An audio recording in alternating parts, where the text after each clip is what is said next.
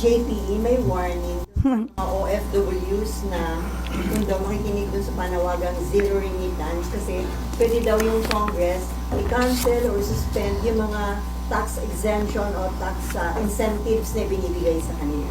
Nakita ko nga maintang ulo nila kay Johnny.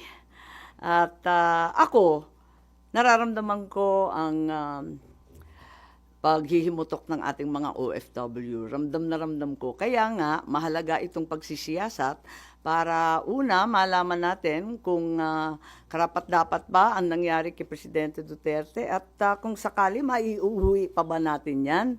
Ikalawa, kung ano ang magagawa natin para sa mga OFW natin na napipinsala o di kaya na paghahatulan doon sa ibang bansa.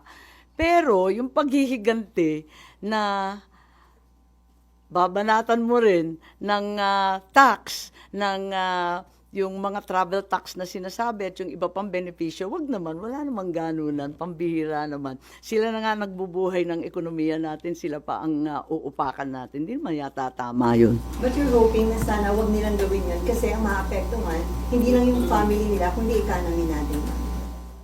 Well, naintindihan ko sila to what extent na talagang gagawin nila, hindi ko alam.